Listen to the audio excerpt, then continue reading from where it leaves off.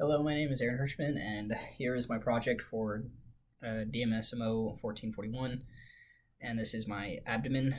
I made it out of construction paper, a wood block for the freestanding or wood frame, and Velcro strings for the arteries and veins. Here, my organs such as my liver, gallbladder, kidneys, pancreas, duodenum, stomach, and the spleen, and the IVC, and the aorta are all made out of construction paper. And the intestines as well are made out of construction paper. And then the veins and arteries, red is going to represent my arteries, and the blue is going to represent my veins.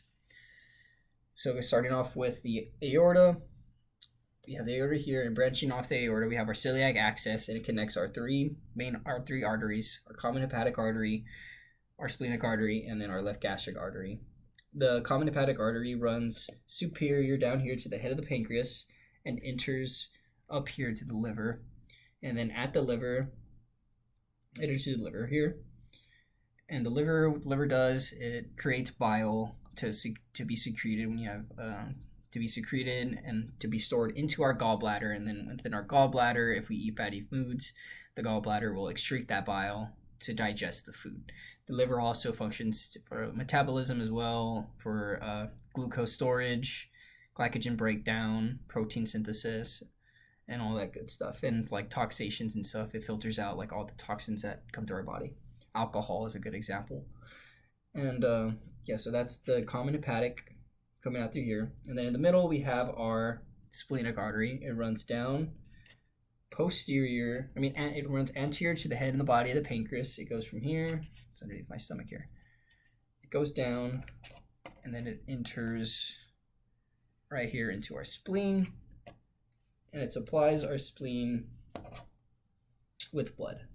And then the spleen also, it acts as more as we're adults, just it could store blood, but not as much as or the production of blood, and it stores blood, a good amount of blood, and also works in immune functions as well at the spleen level. And then we have our left gastric artery here, and it just attaches to the stomach and it supplies blood to our stomach right here. And our stomach just digests our food and breaks down our food and helps in digestion. That's what our stomach does.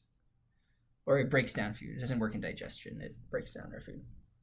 And then at the pancreas, it has to do with, we have amylase and lipase are found in our pancreas, and this also has to do with insulin and glucogen and diabetes and whatnot. That's our pancreas, kind of controls all of that. And then coming down, we have our superior mesenteric artery, and our superior mesenteric artery runs anterior to the aorta, and it goes all the way down here, and then it feeds into our intestines. That's where the SMA is. And then we get to the lateral aspect now of our aorta, and branching off that, we have the right and the left renal arteries. The left renal artery is the shortest because it's right off and connects right into our left kidney. And our right renal artery is the longest because it has to go posterior to the IVC, and it connects all the way out to the right kidney. And then as we go down, the aorta then bifurcates into the right and the left common iliacs, and that supplies blood to the rest of the body. And then coming up, back up to the IVC now, we have the common hepatics. The right, the middle, and the left hepatic arteries, and it's pulling blood from our liver back into our IVC, and it's directly coming into our IVC up here, as you can see. And then we have our portal vein. It's exiting out here from our liver, and it's coming through here, and the portal vein supplies blood to the liver, but we're going to go reverse order. It's going out this way, and then it branches off into our superior mesenteric vein, which runs parallel to the superior mesenteric artery, and it's pulling blood from the intestines back up to the portal vein to feed blood into the liver. And then coursing through that, you have the splenic vein, which runs posterior to the pancreatus head and body, tail and body, and it's pulling blood from our spleen back to fuse with the SMA to form the main portal vein to enter the liver, to feed the liver with blood.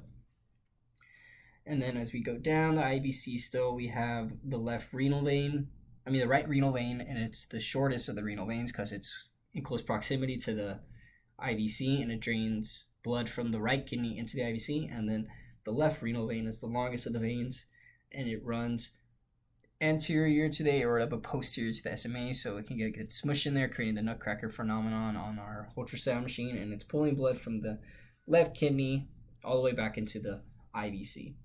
And again, this is the longest vein, as the left renal vein is the longest vein going of the renal veins. And then if you go back to the arteries, the right renal artery is the longest artery because that has to give blood to the right kidney at such a long distance as well. And then going back down to the IVC, you have the bifurcation right here. You have the right and then the left common iliac veins, and it pulls blood from the lower segments of our body. And then this is our duodenum here, just closing up. It just connects our stomach to our intestines, and then this is where we aid in digestion, going into our intestines. That's what that does, the small and the large intestine. And this is my project. I hope you all enjoyed it.